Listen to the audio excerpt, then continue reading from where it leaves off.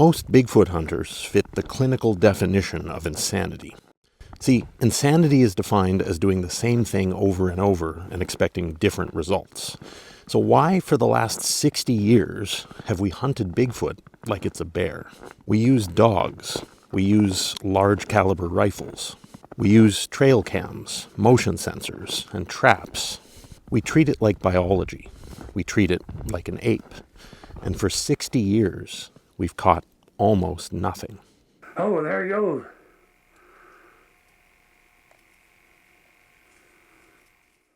So we have two choices. Choice A, we're all delusional and tens of thousands of witnesses worldwide are hallucinating. Or choice B, the creature is real, but our methods are fundamentally broken because our understanding of what it is wrong.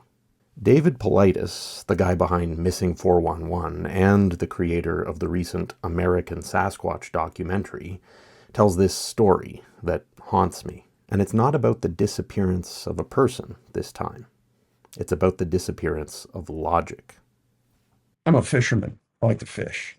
And when I'm fishing, I'm fishing. I'm not thinking of much else. Coming out of a spot one time, and probably 15 feet from where I was fishing, just up the trail, pick up another trail. Right at that bend, there's a track right there in the middle of the trail. Right where I would be looking, unmistakable, one track. No sound, no smell, no nothing. It was not there when I came in, but it was there when I came out.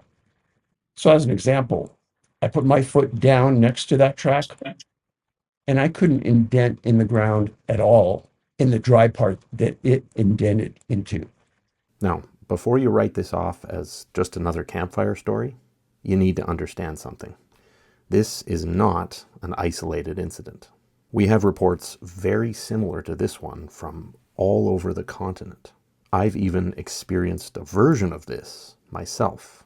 Recently, on my trip to Radium, British Columbia, Canada, I came across a massive footprint sunk deep into the forest floor. Just one. This lone print was so clear that I could even stick my finger into it and feel the impression of the creature's big toe. But there were no tracks leading up to it, and no tracks leading away. It was like something extremely massive and heavy just put one foot down on the ground and then moved on somehow. Now I want you to ask yourself something honestly. Does this sound to you like nothing but an ape? A 900-pound animal, regardless of its species, can do a lot of things, but one thing it cannot do is evaporate. Biology does not allow for living matter to simply cease to exist. If Bigfoot was just Gigantopithecus, just a massive prehistoric monkey hiding in the woods, then that trackway would have continued. The fact that it didn't, and many other witnesses report finding similar tracks just stopping, tells us we need to stop asking where the creature went. And we need to start asking how it went, why it went, and when it went. See, for 60 years now, we've tried to fit a square peg into a round hole. We keep looking for a big, dumb, undiscovered ape. But the evidence, the real evidence, suggests we're looking for something else entirely. You know, we have examples of like the cuttlefish and octopus called chromophores. So it's not a total stretch of the imagination that there's other life forms on land that could do something like that. So we don't have enough evidence to know exactly what these Bigfoot are doing, but they seem to either be able to locate, bilocate to another location really quickly so that they literally vanish in front of you, or they seem to be able to shift to another frequency. In my view, what paranormal is you have dark matter plus charge clusters, compressed charge clusters equals all sorts of really interesting stuff.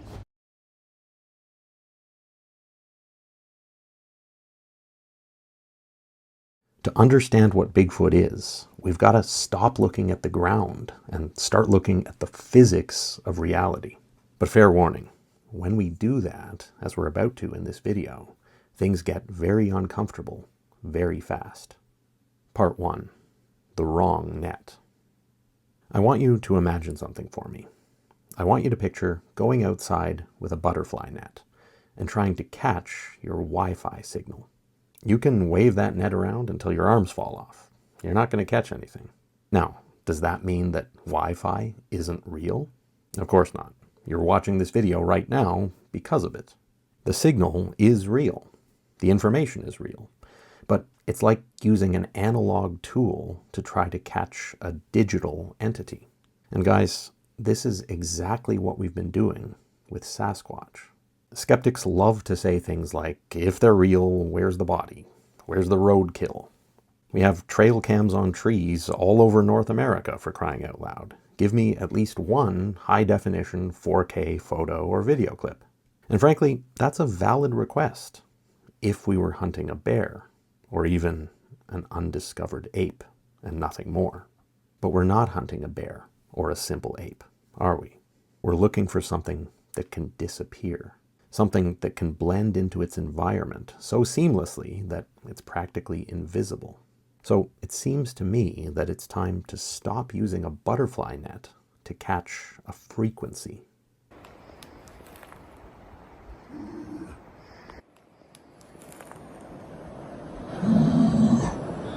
Okay guys, I'm getting out of here. Are you enjoying this video, guys? I certainly hope so. I put a ton of research, time, and effort into these, so if you haven't already subscribed to the channel, it would mean a whole lot to me if you did. Thanks very much. Let's take a look at the hard science we actually do have. Let's talk about the Ketchum Sasquatch Genome Project, also known as the Sasquatch DNA Study. Now I know what you're probably thinking. The scientific community laughed that study out of the room, right? Why am I even bringing it up? They ridiculed Dr. Melba Ketchum. But why? Was it really because her methodology was flawed? Or was it because her results were impossible, uncomfortable? Now, the Ketchum study deserves its own deep dive, but for now, let's just go over the fundamentals. The study analyzed over 100 DNA samples attributed to Sasquatch. Hair, blood, tissue, and the results were consistent. But they weren't what anyone, including the research team and Dr. Ketchum herself, expected. In fact, they were far more disturbing than anyone could have imagined. Dr. Melba Ketchum is a believer. She's also the director of the Sasquatch DNA Project. She's our guest this afternoon, and I'm sure that you get a lot of people who say, come on. Oh, yeah. What's this done to you? You said it's been actually kind of hard on you. Oh, it's been rather painful. I was naive when I went into this. I thought science would welcome new information if it was available. I didn't believe it. I didn't think they existed when I started this. After years of analysis, it was determined that the mitochondrial DNA, the lineage passed down from the mother, was 100% human. Modern human, passed down about 15,000 years ago from the Middle East. But the autosomal DNA from the father's side came back as unknown primate. Not a chimp, not a gorilla, and certainly not a human. They are a type of people. They're a human hybrid, we believe, and all the DNA evidence points to that. Now, in any other field, this would be the discovery of the millennium. But because it didn't fit the mainstream scientific narrative, it was tossed out. Everyone said the samples must be contaminated, and they refused to even look at the data. Well, now, the Houston Chronicle tested this, though, and they sort of questioned No, the your Houston findings. Chronicle did not test it. The lab that they wanted us to share with did not test it. They wanted to look at some of the genome. They didn't even get the whole genome. They did a very cursory thing. They wouldn't even talk to me on the phone about it.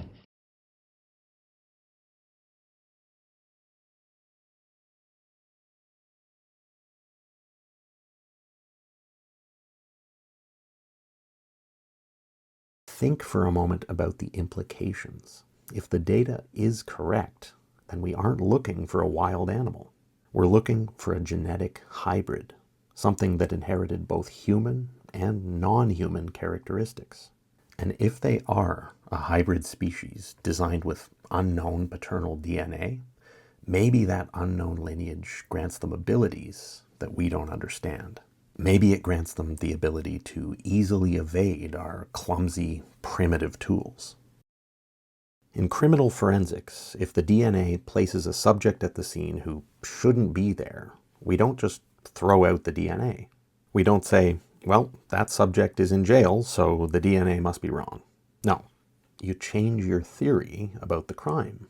You ask, how did he get out? Or how did someone or something get his DNA? Science threw out the results of Dr. Ketchum's Sasquatch study because those results were uncomfortable. But here at Cabin in the Woods, we don't care about comfort. We never have. When it comes to this research, we only care about one thing: the truth. And the truth is, the ape theory, it's a dead end. This means we really have no choice but to broaden our search and evaluate the contents of our toolbox. And to help do that, we need to expand where we look, when we look, and who we turn to for answers. Now, just before we dive deep into the incredible evidence found in indigenous cultures around the world, I need to talk to you guys for a second. And like other parts of this episode, it might get a little uncomfortable.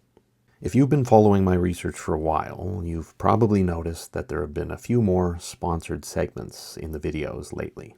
Truth is, the research for these episodes, digging into archives, interviewing people, verifying sources, and a huge amount of video editing, it all takes a massive amount of time. And as much as I love doing this just for its own sake, I also have a wife and daughter to support. And these sponsored segments ensure that I can continue to do that. That being said, I can promise you I follow one simple rule with these. I'll never push a product that I don't genuinely believe is useful. And considering the topics we cover here, government suppression, secrecy, and the dangers of being watched, today's sponsor's product is something I genuinely rely on to keep my own life private, safe, and secure. See, we talk a lot about scary things in the woods, but the real danger is often sitting right in your web browser. It's not just about annoying spam emails either. It's about your safety. Your financial information, your name and home address, and even your social security number are likely floating around online right now.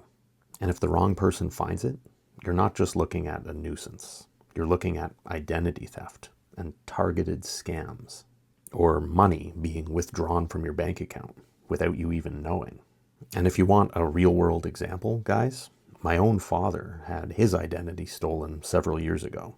Huge amounts of money withdrawn from his bank, forged documents, the whole 9 yards. It was a real mess, and it took him months to set it right. But Dad's not the only one. Huge loans have been taken out under people's names without them even knowing about it. Hackers have stolen information from data brokers like Dun and Bradstreet to steal identities and drain bank accounts, which is why today's sponsor is Incogni. Incogni isn't just about cleaning up databases. It's about scrubbing any trace of you entirely from the parts of the internet where you don't want to be found. Incogni tracks down your personal data from around the entire internet, from people search websites to public directories, and then it removes all of it. The part I'm really using a lot lately is their custom removal feature. This is a real game changer. If you find your information or profile on a site that isn't in the standard database, you don't have to fight them yourself. You simply send the link to Incogni, and a dedicated privacy expert handles the entire takedown process for you. It allows you to take down nearly everything that's been exposed about you online. Personally, I use Incogni to protect my family, because the less personal details the internet knows about you, the safer you are. And now is actually the perfect time to sign up, because for a limited time, Incogni is offering 60% off an annual plan. That's right, guys, 60% off. Interested? Visit incogni.com/cabin, or scan the on-screen QR code, or click on the link in the description or pinned comment. Then enter the code CABIN at checkout to activate this exclusive limited time offer. Protect yourself, guys. It's worth it, because they can't hurt you if they can't find you. Now, let's get back to the truth about what Sasquatches really are. Part 2. The Global Witnesses. One of the most arrogant things we do in the modern West is to assume that we were the first to figure things out. We act like history started in 1776, and we apply that sort of thinking to Sasquatch as much as anything else. But the people who have lived on this land for 10,000 years or more tell a very different story.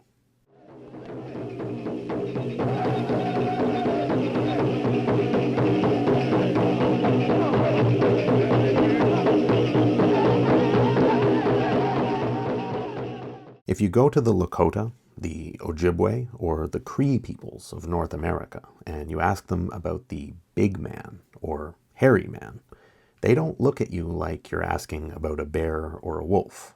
To them, Sasquatch isn't just an animal. It's something far more mystical than an unclassified ape. I think the way we view him is that he's like family. And I think that we have coexisted with him for a long time. It makes me think of why people might say Sasquatch isn't real. And it's like, that's clearly up to you, and you can believe the way you want to believe. But I've always believed that this is definitely something that has lived here for a long time. Many indigenous tribes classify these beings as star people, guardians, spirits. David Politis shared with me that the Sasquatch, quote, walks in the moonlight, not under the moonlight, in it, as if their relationship to the very light of the moon was somehow different. This rancher kept a journal, dated it, unusual things that happened to him. He was running cattle up near the Oregon-California border, and he kept them up there in this temperate climate during the winter. And they lived with the Native Americans in that area during that time. Man said that at one point, a Native American is walking by him with this plate of fresh meat. And he asked, "Where are you going?" And he says, "Can't say," and he walks away. Well, this rancher was good friends with the elder, so he walked over to an elder and said, "Hey, what's going on? What's all the secrecy?" He goes, "Oh, it's okay." A couple of days later, he sees the same thing going up towards these cliffs. Finally, the elder says, you want to see? Yeah. Okay. We got somebody that lives up there. Won't hurt you. Doesn't look quite like us. Has hair all over its body. Takes him up there. They feed him this meat. Very passive, polite. Bigfoot. They come back down. The rancher's stunned. Where'd it come from? The native says that a couple times a year, this flaming moon comes down from the sky, settles on the meadow right here, and 2, sometimes 3 of the crazy bears come out of the moon and jump down on the land.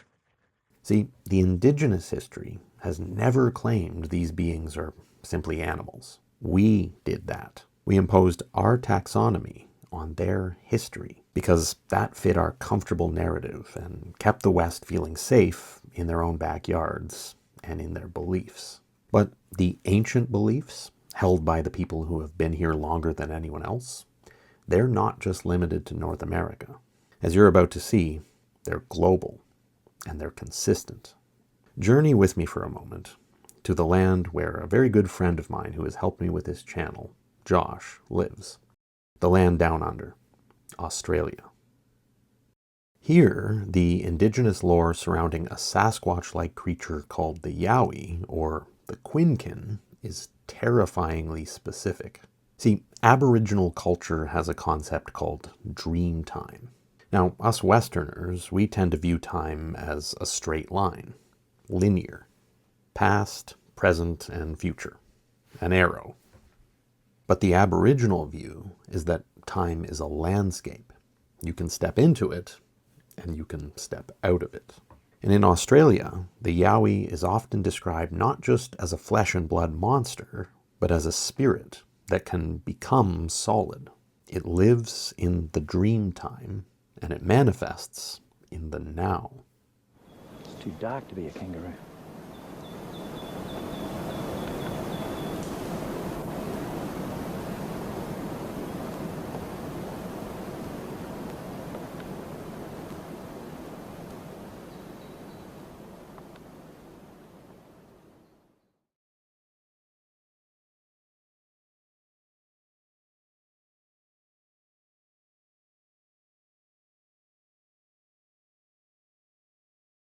Think about the footprints stopping.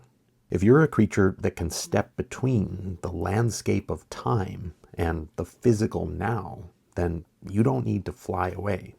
You just step out. You simply phase from one place to another, not because of magic, but because of biology. Now let's go further north. The Solomon Islands. A scattered archipelago of mountainous volcanic islands and low-lying coral atolls. This place is isolated, dense jungle. It's basically Jurassic Park, and it holds an extremely rich history of unusual sightings and indigenous beliefs. The locals there report giants, and I don't mean 7-foot-tall basketball players either. I mean 10 to 12-foot giants living in the interior of Guadalcanal. You also said you mentioned something about giants. Could you explain to us who or what giants are and what major types of giants exist? Right, exactly. There were 3 types of giants, especially in Guadalcanal. One is a kind of small type of human form-like, and also another one is kind of like a real human being, kind in on our height. Another one is a very huge one. It's a very big one that is also can become invisible. So those 3 types of giants are living right in Guadalcanal. But here's the link that breaks down the cut-and-dried biological theory completely. Marius Boyrillon was a researcher who documented this extensively. The locals told him that these giants were seen in conjunction with what they called snake lights. But what are snake lights exactly? Well, they're UFOs. Orbs. Lights that enter and exit the mountains. The locals don't view the giants as animals. They view them as biological security systems for the lights. They're the guardians of where the orbs live. Or, in more modern terms, the UFO bases. And believe it or not, orbs, also known as UFOs, are seen in and around volcanoes all over the world. It's yet another uncomfortably consistent phenomenon. And finally, travel back with me to the cradle of civilization, India.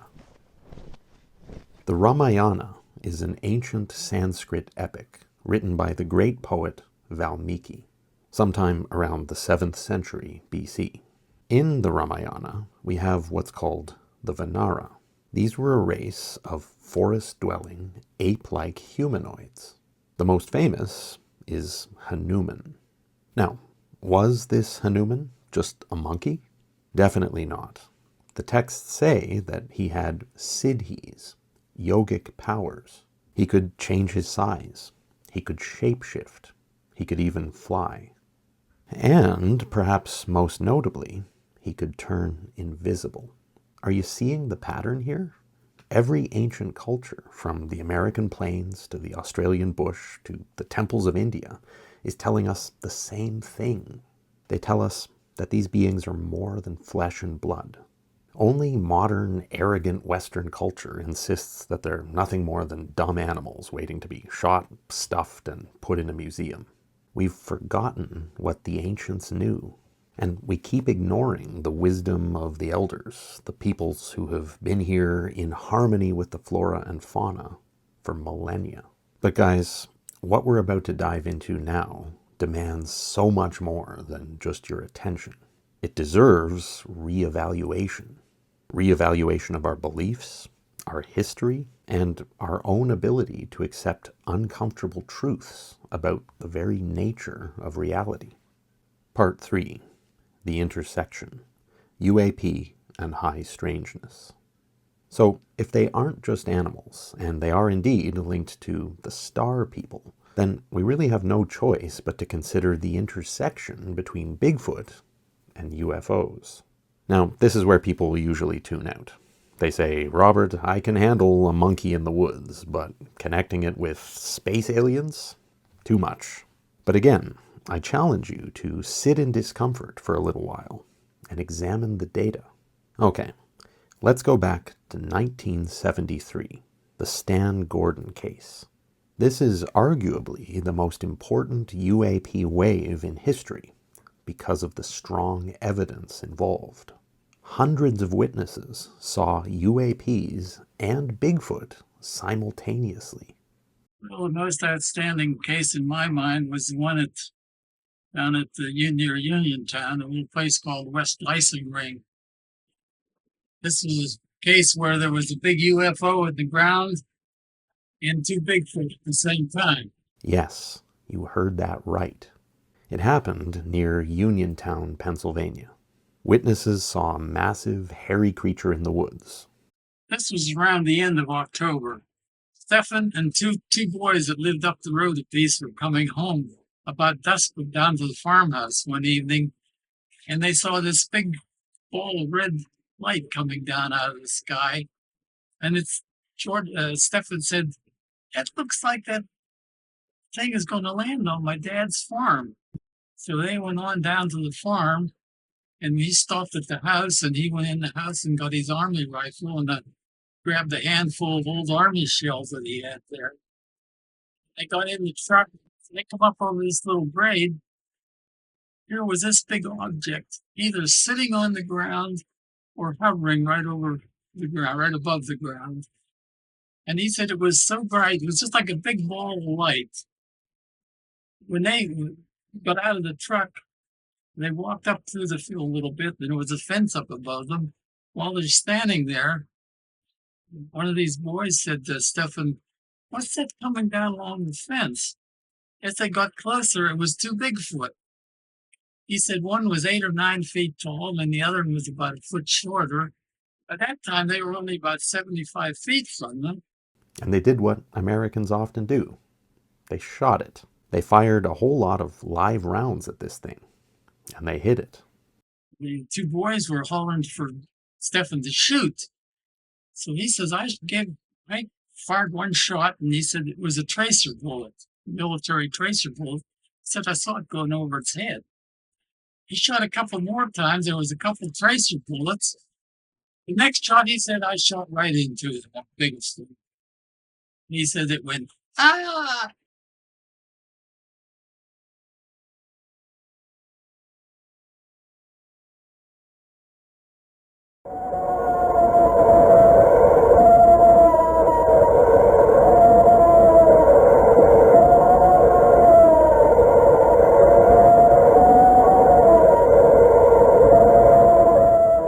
Now, if, like me, you happen to be a hunter, then you're probably aware that if you shoot something, it bleeds. If you shoot a gorilla and your gun is big enough, it falls down. But that day in Uniontown, they shot a creature that didn't bleed. They shot a creature that didn't die. At that instant, the big ball of light just went out, just like snapping off a light bulb. And the two Bigfoot turned around and started strolling back towards where they came from. If you shoot a hologram, what happens? The bullet passes harmlessly through. Why? Because you're not dealing with a purely physical creature. So purely physical tools don't work. You're not hunting or protecting yourself from a bear. You're dealing with something else entirely. And then there are the orbs. You may or may not know this, but orbs are among the most commonly reported phenomena alongside Sasquatch sightings. In fact, orbs are one of, if not the, most commonly reported unexplained phenomenon anywhere in the world. And they've been showing up, by the way, for thousands of years. So are these orbs the same spook lights being reported at Sasquatch hotspots? The Marfa lights? The Min Min lights in Australia? The truth is, guys, I don't know yet. But my point is, these are the sorts of questions we need to be asking now. It's time to sit in discomfort and really open our eyes to the truths around us. We touched on this sort of thing in our recent investigation of that mysterious property in rural Pennsylvania, the new Skinwalker Ranch episode. Check it out, by the way, if you haven't seen it already. We have footage, lots of it, you've seen it on this channel, of lights behaving intelligently in the same woods where people are reporting massive bipedal hair-covered creatures. and also the same areas where poltergeist-like activity is being reported frequently. Bottom line, you can't separate the two phenomena. The high strangeness isn't a bug in the software, it's a feature. And Bigfoot isn't just another creature of the woods, it's a creature of the phenomenon.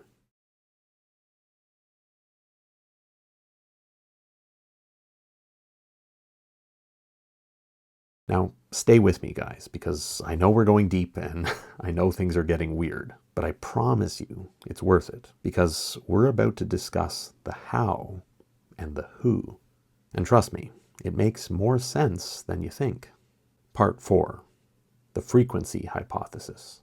Okay, so if Sasquatch are real, and I can personally attest that they are, but they can vanish and walk through bullets, what are they and how do they do that?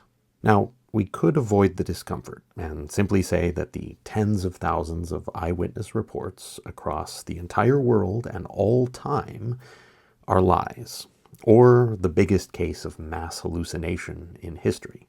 But again, truth is rarely comfortable, and we need to ask ourselves honestly if comfort, more than facts, is driving our inquiry. When you are studying any matter or considering any philosophy, ask yourself only what are the facts and what is the truth that the facts bear out.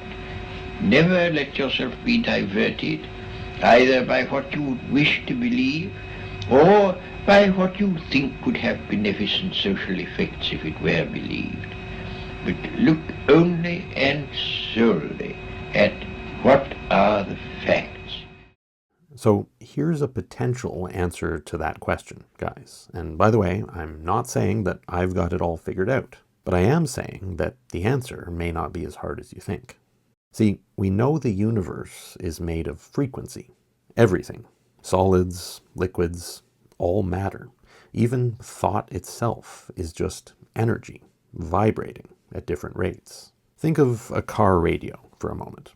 If I tune my radio to 101.1, I'll hear rock music. But the classical music over on 105.5 doesn't stop existing. It's still there. It's actually in the car with me, but I can't hear it. I can't interact with it. It's not here for me. But what if Sasquatch can turn the frequency dial of reality? What if they have a biological ability to shift their vibrational state, to tune themselves out of our view, and possibly right out of our three-dimensional space entirely? Think this is all just sci-fi and fantasy? Well, before you let the discomfort get to you, let's consider the visible light spectrum for a moment. This is the full spectrum of frequencies that exist all around us. That tiny little slice in the middle there, that's all us humans are capable of seeing. Everything else is invisible to the naked eye.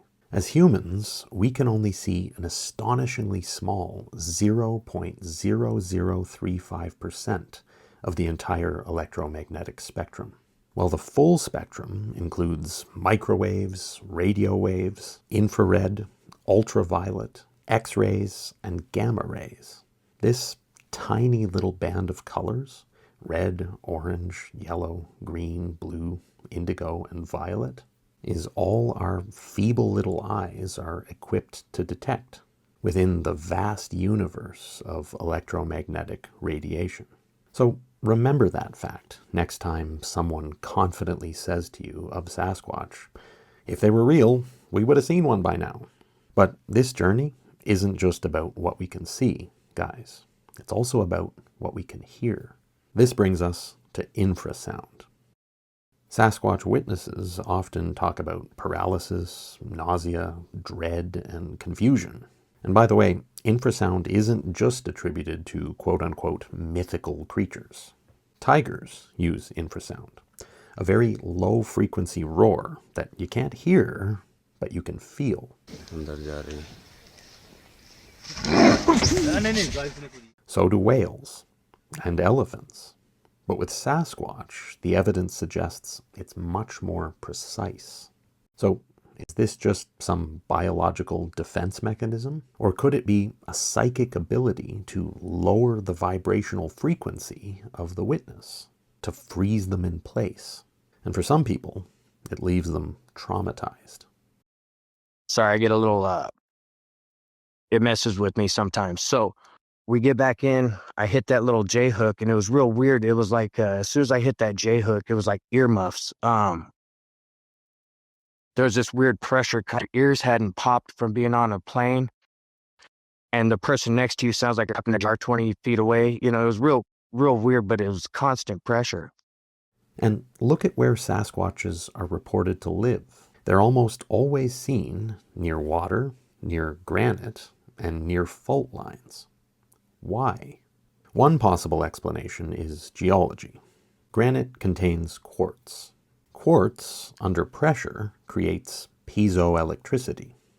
Running water, of course, creates energy. Fault lines release telluric currents. These are electric currents that flow underground or through the ocean, created by natural forces like tectonic shifts. These currents have extremely low frequency and traverse large areas around the planet. These areas are called high energy zones. Now, if you were an entity that needs a massive amount of energy to manifest or cloak, wouldn't you hang out in a place that provides a natural battery? And once that concept clicks, doesn't it explain the distribution of Sasquatch way better than they're looking for berries? Now, I'm not saying we've got the definitive answer here, guys, but I am saying that clearly the answer is going to be weird. And if we want to find it, we've got to be open to asking the right questions, no matter how uncomfortable they make us feel. And speaking of uncomfortable truths, get ready for the most uncomfortable part yet. Part 5, the weaponization cover-up. Okay, guys, so if this is true, if there really is an interdimensional entity living in our woods that can cloak, stun humans with sound, and vanish at will, and the evidence certainly suggests that there is, does the government know about it? And if they do, why haven't they told us? This is obviously the million-dollar question, and the answer is terrifying. Let's talk about infrasound. Recently, we've seen reports of Havana syndrome. Symptoms like dizziness, extreme fatigue, memory problems, and more than that, nausea, head pressure, migraines, vertigo, and ringing or popping sensations in the ears. Many people with Havana syndrome describe hearing an intensely high-pitched, painful sound.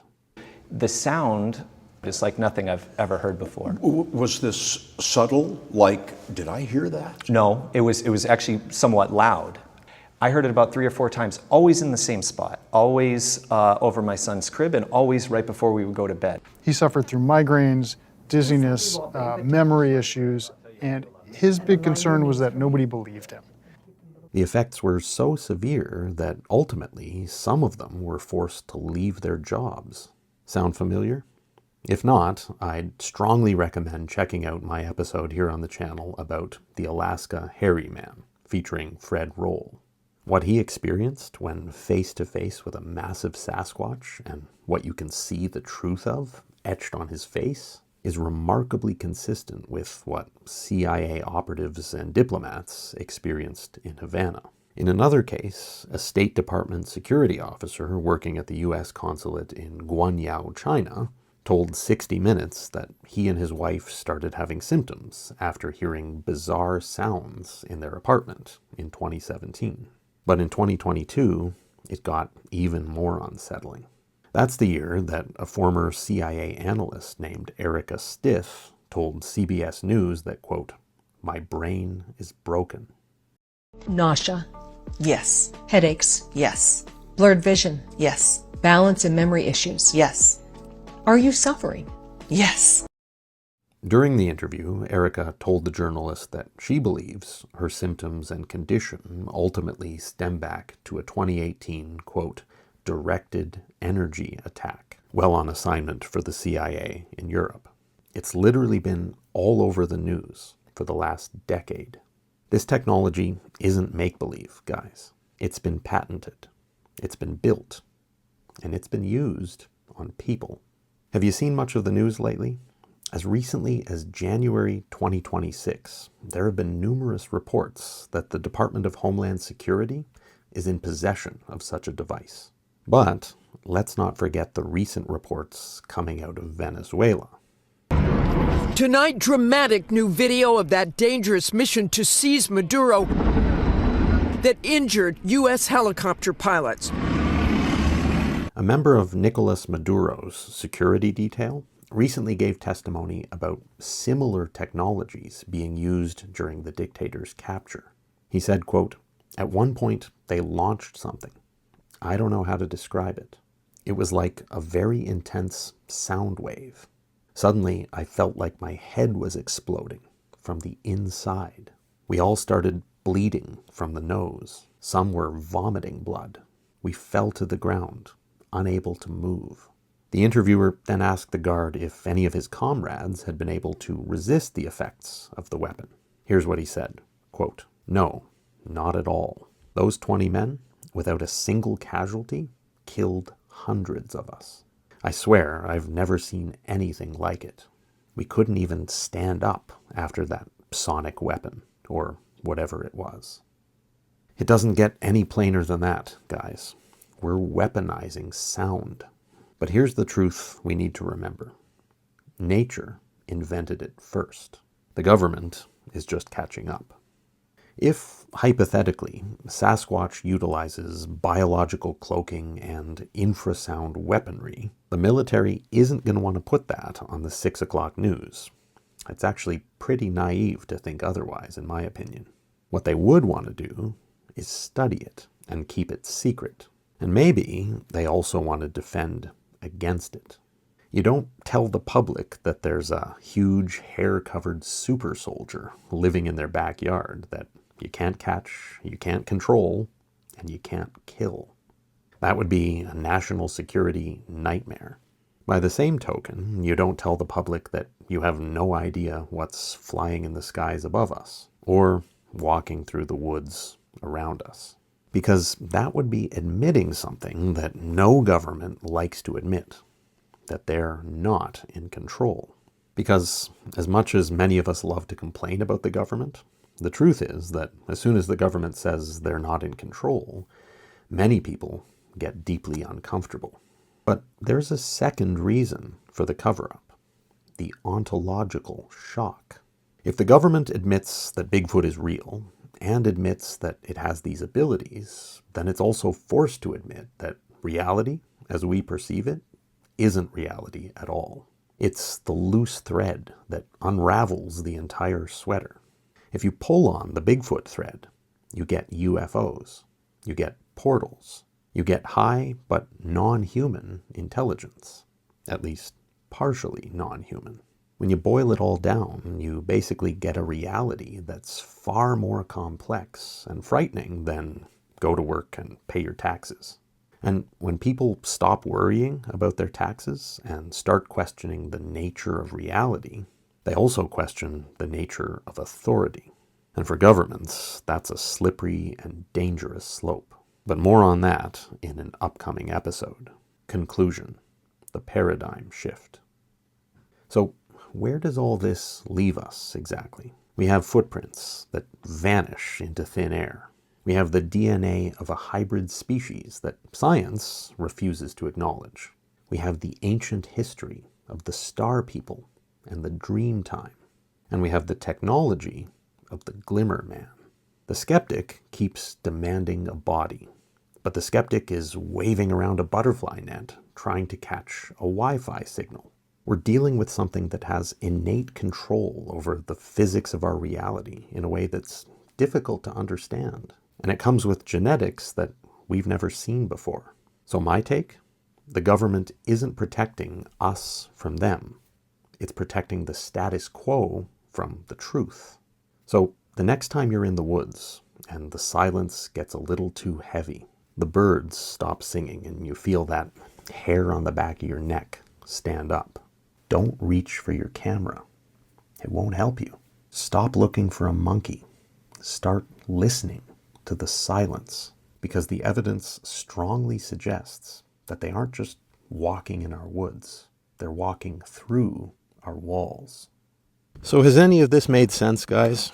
I certainly hope so. Ever since I had my first Bigfoot encounter in September 2024 on the west coast of Canada, I made a declaration to myself that no matter where the truth led me about these beings, I would find it. And I'm still 100% committed to that goal now. And admittedly, it's led me to some pretty strange places. But if you have any thoughts or theories on what I've shared here or some other aspect of the Sasquatch phenomenon, I'd love to hear about them in the comments below. Thanks so much for watching. I really appreciate it. If you want to support my work and Sasquatch research more closely, consider signing up for my Patreon.